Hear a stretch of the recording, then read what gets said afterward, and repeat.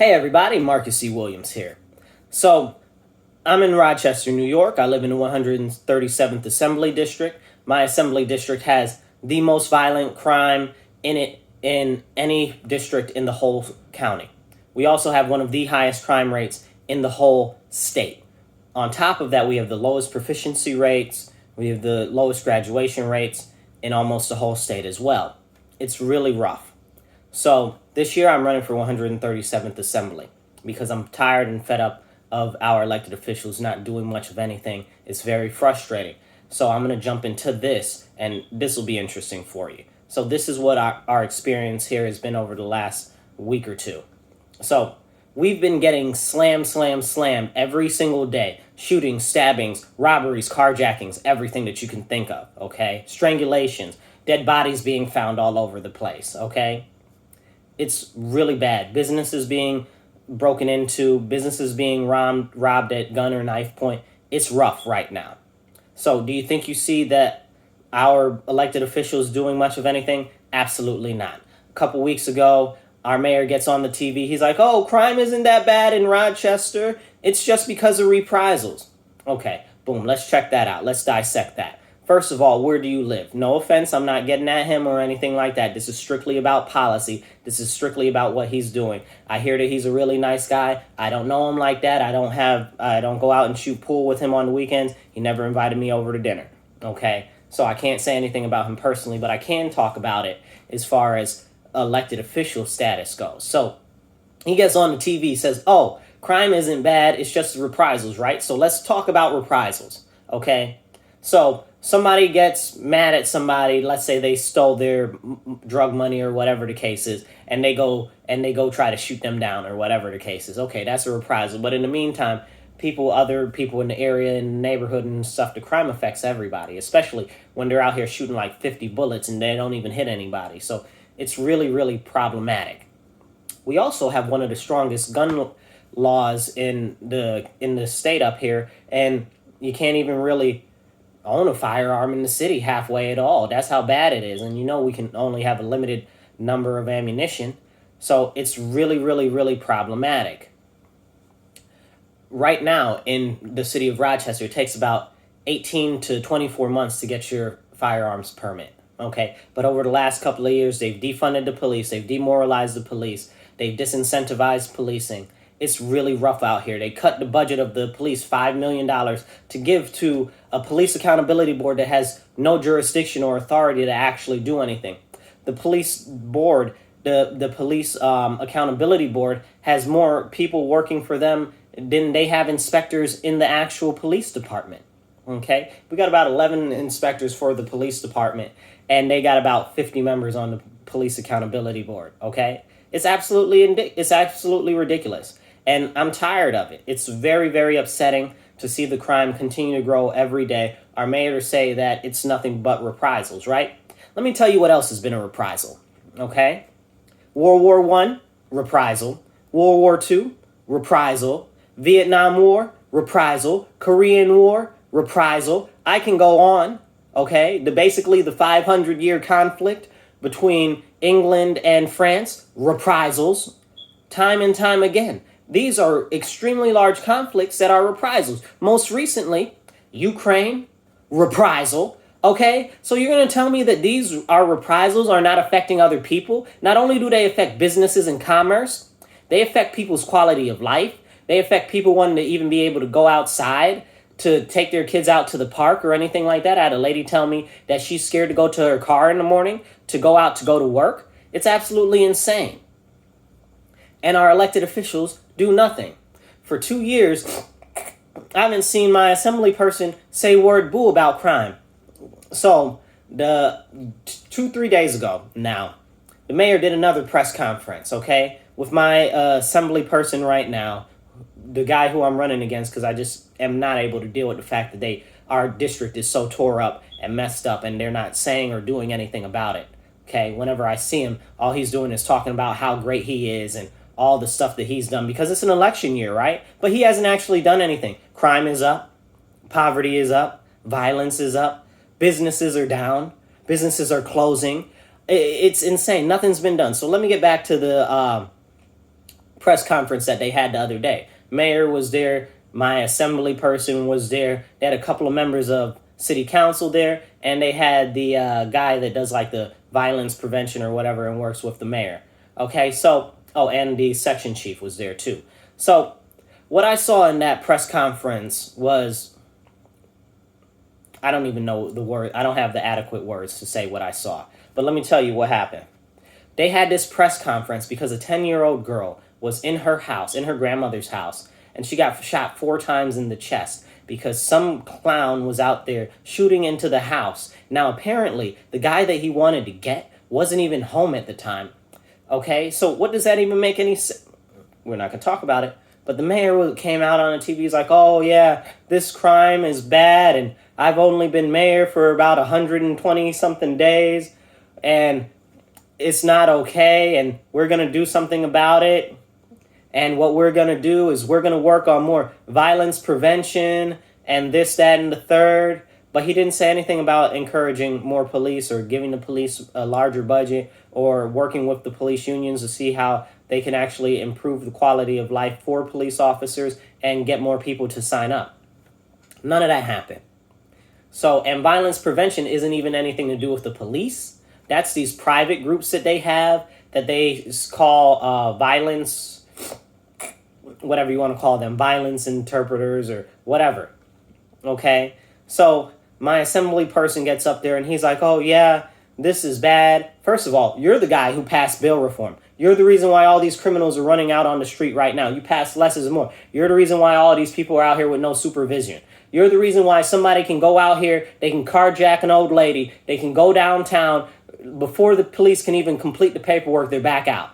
You make that make sense to me, okay? It's unacceptable, extremely unacceptable. And you pass this and you got the nerve to get up here on TV in front of everybody and tell them that crime is bad? We know crime is bad, and you've made it worse. When I was at the town hall with this dude a couple of days ago, I think it was Wednesday, he's praising how bail reform and less is more and all of these things are all so great, and they haven't done anything to increase the crime, except they have. Gosh darn bold-faced lie. And then every day that the TV comes on, this person was on parole. This person was out on an appearance ticket. Matter of fact, the guy who shot the little girl in the house, on parole. Okay, they recently just let like 10,000 people off of parole early. It's ridiculous. Matter of fact, it might have been more than that. But it's ridiculous. No supervision, no resources, no nothing for these people. Even if they wanted to come out and do something with their lives, they just don't have the resources. And then, half of them don't even want to actually get better because all they know is a life of crime. So that's what it is to them. He got up there, my assembly person got up there, and he was like, oh, if you did this crime, come talk to us. If somebody wronged you and you were just trying to get back at them, we'll help you get back with them, and we'll work something out so all parties can be held accountable. Are you serious? Somebody shot a 10-year-old girl 4 times in the chest, and you want to peer mediate? You want to act like you're going to have open heart-to-heart with the criminals that are out here committing violent crimes, armed robberies, shooting old ladies and stuff, okay? You want to peer mediate and stuff with these people? Are you serious? Have you ever even been upset, right? Like any of you guys out there watching this, if you've ever been upset with somebody, you don't really want to be happy. You want to be upset, right? Now, imagine if you come from an extremely violent lifestyle and an extremely violent background. Or you come from a background where you have to demand and command respect, okay? You're going to want something to be done, and you're not going to want to take half measures either, okay? So for you to tell somebody that you want them to talk about their feelings, that's insane to me. And you're supposed to be our elected official. You're supposed to be our assembly person. And this is also coming from our city council and our mayor's office. Like, I'm not even able to talk about it. So let me tell you where my district is up here in Rochester. So my district has Thurston, Jefferson, Chi-Li, North Clinton. It's got Clifford. It's got Portland. It's got anywhere that you see, St. Paul. It's got anywhere that you see on the news in Rochester. Somebody was shot, stabbed, carjacking this, strangulation that, dead body found here, da-da-da-da-da-da-da-da-da-da. That's almost definitely in my 137th Assembly District. And this guy got the nerve to get on the daggone TV talking about, oh, let's do peer mediation. We can work this out together, instead of saying, no, we're not going to take this. We're not going to let criminals go out here and commit violent crimes. We're going to make sure that we use the full force of the law to come down upon them. And we're going to send as many police officers and request other help from the sheriff and stuff to catch these perpetrators, because crime is bad and we will not tolerate violence in our city. Boom. Was that difficult? No, that's not difficult at all. But they're pandering to their masters, or to these small teeny groups that are all like these crazy people that want to say, oh, we need to do this, we need to do that, when all they're doing is making it more difficult if you live in a minority community, more difficult if you live in an impoverished community, more difficult if you live in a high impact community. They don't really care about us. They care about looking good and serving their masters and collecting their paychecks. They don't care about our community. They don't care about our businesses. They don't care about the children. They don't care about anything. Okay? Then we had some of the other people get up there and they're like, oh, well, you know, when years ago there used to be a code and you didn't used to go after ladies and children and stuff like that. And there used to be a code for crime and violence, and you guys aren't even following that code anymore. Are you serious right now? Are you serious right now? That you're telling the criminals that it's okay to criminal? You're telling the criminals it's okay to do crime? You're telling the criminals it's okay to commit violent acts on our streets as long as they're following a code? What are we, in some sort of a narco state? Are our elected officials all part of La Costa Nostra or something up here? What do we got? Fucking MS-13 running the daggone elected officials in this piece? What's going on? Like, okay, maybe I was a little too critical with the MS-13. They don't have problems killing ladies and stuff like, and children and stuff like that. They don't have that issue. But still, right? They're out here talking about it's okay to do crime if you only do violent crime to certain people. It's not okay to do violent crime to any people. Peoples, persons. Okay, businesses. Business. Anyone, anywhere. Crime is not okay, especially violent crime. They need to crack down on violent crime. Okay? They need to put criminals in jail. Okay? They need to redraw the laws and reassess them so that they can make sure that they can hold violent offenders, and especially repeat offenders, because the majority of these people that you see out here committing these crimes are violent offenders, right? And they have pre-existing multiple different charges from all different lengths of time. Over and over again, repeat offenders, and they're let out, especially on the bail reform, where you just get a little appearance ticket, come back to court when we say to, if you can catch them, to come back to court. Now you got a fucking absconder that you got to go chase down. It's insane. It's absolutely insane to me. So they're up there talking about, oh, it's okay to criminal if you're only hurting other criminals, instead of coming out tough on crime and saying, we're not going to tolerate this crime in our city. We're going to do everything that we can with the police, the sheriff, and the state troopers to crack down on this violent crime, and we're not going to go for it. We're going to work with the legislators to actually make the laws so that violent criminals are held. How difficult is that? It's not difficult at all, but they want to peer mediate with the criminals. They want to tell you that crime isn't bad in the city, it's just reprisals. Well, I know a lot of people who've been caught up in reprisals that are not violent, that don't have anything to do with crime, that don't have anything to do with drugs or gun running or prostitution or anything like that, that are people that simply want to live their life, go to work, raise their kids, live. Okay?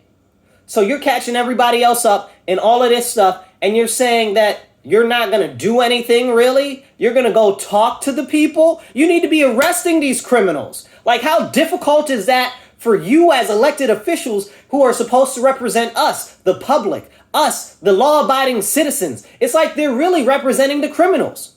And it's less criminals. The mayor got on TV the other day, and he's like, 100% of the crimes are being done by like a small fraction of the people and are confined to a small group of neighborhoods. Well, guess what? Almost all of those neighborhoods are in my assembly district for the 137th Assembly District. Okay? On top of that, all of these criminals that you're saying, oh, it's only a small amount of criminals. You guys are letting the daggone criminals back out. My assembly person is letting the criminals back out. And again, it goes back like they don't get them the resources they need if they wanted to improve.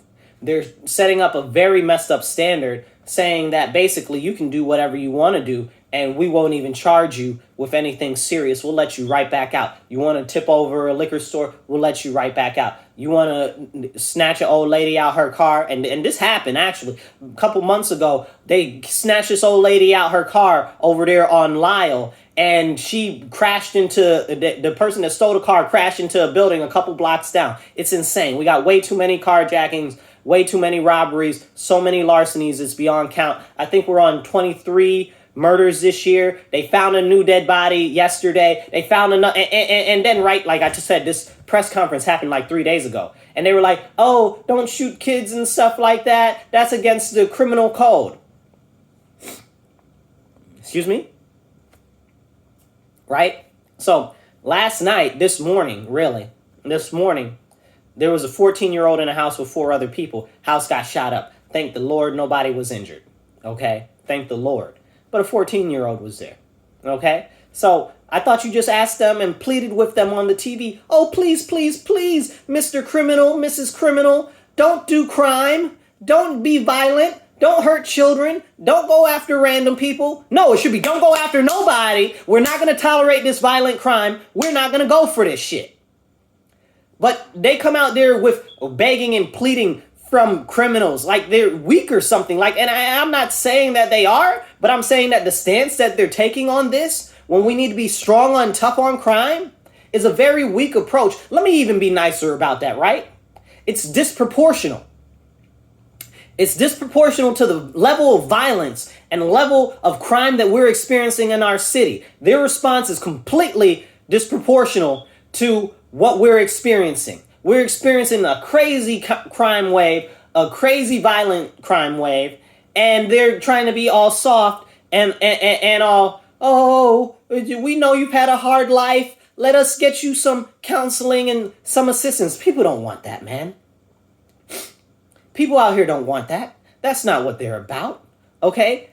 Crime is a lifestyle. And when you see that other criminals that are doing crime are not getting punished, you're more likely to get Terry or Bob or Sarah or Susie to go out there and do other crime. Okay? Why are they going to do other crime? Because they see that other people aren't getting punished for it. It's like if you got a kid and the kid sees another kid do some bad stuff and get away with it, they're going to try to do that because they're like, oh, there are no repercussions. And that's what we're experiencing right now. Because there's no repercussions, they're going amok. And more people that normally wouldn't commit crimes are out there right now committing crime. And it's bad for all of us law-abiding citizens who are just trying to live. Let me tell you something. Okay, that was 3 days ago, right? Since last night, yesterday, matter of fact, I'll go back to yesterday. Yesterday, beautiful day, 80-degree day, couple days after Earth Day, lovely day, and we found a dead body. Somebody was shot, and I think there was a stabbing, and I can't even count the number of robberies or carjackings. Okay? Then last night, after 10, 11, between 10 and 11 and before breakfast in the morning, found another dead body. They shot up a house with a 14-year-old inside. Guy was shot. Some other guy was stabbed. Another woman was stabbed. These are all separate instances. Okay? And I'm like, the crime is insane, right? And didn't you just plead and beg with the criminals not to criminal? Well, clearly that's not working. Clearly everything, all of those laws that you put in, let all these criminals out, they're not working. Okay? The fact that you got rid of most of the police and now we're over 100 police short, I think they're generous when they come out with the numbers. They don't want to really scare people. But I think, honestly, we're over 150 police officers short. Okay? Like, it's really bad right now. Police officers are leaving in crazy numbers. They don't want to do the job because the city won't even stand up for the police force. And actually, man, listen. It's bad. It's rough. And I'm sick and tired of it. And I know so many people in our community are. Now, let me catch you up with a different thing, with a fact of life of Rochester, New York. In Rochester, New York, we are a Democratic-run city, okay? A lot of Democrats don't know that they can vote offline, that they can vote for people in other parties when it comes to election time in the general election, which this year will be November 8th. So people that are Democrats could vote Libertarian, Republican, Conservative. They could vote for Green Party. They can vote for whoever they want. They don't have to vote Democrat. Now, the interesting thing about Rochester is Rochester for the last 50, 55 years has been solely run by Democrats. Not one Republican, not one Libertarian, not one Conservative, not nobody has been in any position of power of elected officials in the city of Rochester. You make that make sense to me. So for the last 50, 55 years, Rochester has been on a slow descent into chaos, and it has brought us to where we are now. Businesses have flown the coop, okay? And we're talking big businesses too. Small businesses are going the way of the dodo, okay? More and more closed every day. We've lost like 15 small businesses in my district in the last 2 weeks, okay? That's like a small business a day. And it's ridiculous. It's absolutely ridiculous. So for 55 years, the people have been voting Democrat, and our educational system has gone down the toilet. We've got the third most funded school district in the nation. Actually, now it's the first after they sent all that Fed money for the COVID stuff. So now we got the first most funded school district in the nation. We've got the lowest, look this up, okay? We've got the lowest proficiency rate, lowest graduation rate in all of the state, pretty much. It's really, really, really bad. But we're the most funded school district in the nation in Rochester. You make that make sense to me. But you don't want more private schools. You don't want to fund charter schools. You want to do everything that you can to take finances and funding from those things. But people keep voting Democrat. And the Democrats, the party, and this isn't most of my friends are Democrats, okay? I live in a heavily Democratic city. I'm one of the few Republicans that's willing to stand up out here, okay? Because I know that we need to, and we need that voice, that difference. Because if we're not willing to stand up now, who's going to do it and when? The hour is getting too late and it's too dark, okay? We have to be that bright light that we want to see so that we can guide people out of this dystopian future that we're already in, okay? So while the fuel prices go all crazy, while inflation goes all crazy, our assembly people don't do anything. Our local elected officials don't do anything. And we have we're the second or third worst place to live if you're a black person in the nation. We have the third lowest housing stock available in the nation. Okay? So people that live here, between the cost of rent going up crazy and the taxes going up crazy, we also have the highest tax rate in the whole country for property tax, the highest tax rate in the whole country where I live. So it's insane. So taxes, housing costs are going up crazy. So people can't even buy a house if they want to. Renting a house, the prices are going ridiculous. So the majority of our city, I think it's something like about 70 to 80% make less than $65,000 a year. Go figure, right? You know, so nobody here really has much money, but you're constantly doing things to hurt the people who are impoverished and general middle class working positions. These laws and these things that they're passing aren't to help the small business owner. They're not to help the everyday worker that's going out to work. They're to help the criminals. They're to help the affluent. They're to help those who are in power stay in power. And all of these have been passed by Democrats. And again, this isn't a hit. This is just a fact. 55 years. 55 years, okay? 55 years of complete Democrat rule has not worked out for us. So I want to tell everybody out there that's listening that you can vote different and you should vote different because we deserve more. We deserve more. Vote different this year. Vote row B. I'll be on row B, so you can definitely vote for me. Marcus C. Williams, 137th Assembly District. Shameless plug. But it's serious. All of this stuff that's going on right now is astronomically wrong. But people keep voting the same way. And things keep getting worse and worse and worse. It's gotten so bad that a lot of people don't even want to vote anymore because they don't see anything changing. And you know why that is? Because they keep voting for the same people in the same party. So let's say that it's not the Democrats, but let's say that it's the county party that's running these people. Or maybe worse, it's the state party that's running these people. Because we're switching through people, but we're still getting the same results.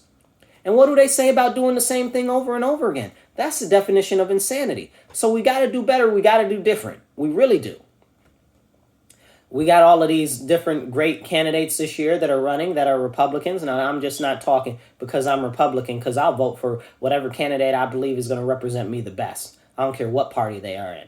As a matter of fact, because most people are Democrats in my area, sometimes we get really good candidates that are Democrat, but the local Democratic Party shits on them really bad, so people don't vote for them or they don't end up winning. I vote person, not party. That's the way that I vote. And this year, we've got a lot of good people that are running this year. We've got LaRon Singletary, who's running for Congress. We've got Jim Van Bretero, who's running for Senate. We've got Len Morell, who's running for Senate. We got some great judges. We got me, who's running for Assembly in the 137th. We've got Orlando Rivera, who's running for Assembly in 136. I think Tracy DeFlorio is running in 135, or I might have switched those two numbers around. And we got some other people in close areas that are running too that are really good. Okay. But in order to get better people in that are going to better represent us, we have to explain to people that they are able to vote different, and you can vote different because you do deserve more. So many people I meet are so disheartened that they don't even want to go vote. They don't want to go vote because they see the same results over and over again. So I'm here to tell you today that you don't have to keep voting the same, that you don't have to just vote Democratic Party if you're a registered Democrat. When November 8th comes around, you can vote Republican or you can vote conservative. It doesn't matter. But you got to vote different. You can't keep voting for these Democrats. They're not delivering. The Democrats have told us all types of fairy tales, and they're going to do that and they're going to do this. I've lived in my assembly district legit 99% of my life, okay? 96% of my life, okay? I've lived in my assembly district. All I've seen is things go backwards and go down, okay? Businesses closing, school, ridiculous. I'm one of the few graduates from Rochester City Schools. Woo woo, let me suit myself up a little bit, but the fact is that we have an extremely low graduation rate, and we're promised stuff by these people all the time that never materializes. It never comes. So this year, I'm imploring you, please make sure that you get out and vote. Tell your friends to get out and vote. Tell your enemies to get out and vote. Shit, it honestly doesn't matter. Stuff's going so bad. We really need everybody to come out and vote this year, and we need them to vote different because we deserve better. So I'm going to encourage all of you to vote different and to vote row B this year. Vote row B, and me, Marcus C. Williams, I'll be on row B, so you can vote for me. Vote for me on row B. So what we're experiencing is unacceptable. It can be fixed, it can be mitigated, and we can see a renewal of our city and of our state. This year, all of the assembly positions are up all across the state. This year, all of the Senate seats are up all across the state. This year, all of the congressional districts are up all across the state. We can do this. We can restore justice. We can restore values to Rochester, to New York State. We can make our state the empire state again. That's what we're supposed to be. We're supposed to be this great empire state, but we've been going backwards. We're like a authoritarian dystopia where nobody has much hope or basically any real feeling that they can be able to achieve or succeed, because things are really rough out there for the majority of people if you're not affluent or if you're not extremely well connected. And I want to do something to improve that. So my big thing is we're going to work on the crime so that we can get you freedom from crime, because that's crazy and going ridiculously out of the world. Work on education, because that's ridiculous. Work on the inflation, the costs that you're spending for your taxes, for your gas, for your clothes, for your food that you buy, and improve entrepreneurship and small businesses by getting them the funding and the programs that they need to be able to succeed, and helping people achieve financial freedom. Because we all deserve the ability to be able to succeed, but we have to give the resources that are appropriate and aligned in the right manner so that people can succeed. And that's why I'm running, and that's what I'm doing, and that's what I stand for. So please check me out, Marcus number 4, Rochester.com. If you want to pitch in, if you like what I'm saying, and you want to pitch in with my campaign, help me do some door knocking, or if you want to donate, all donations are really appreciated. We do need donations. We are running against an incumbent, and we are going to take this daggone seat because it means so much to my community and everyone here that we see a change and we actually are able to get something different done. So you guys be blessed, be well. I'll catch you later. Peace.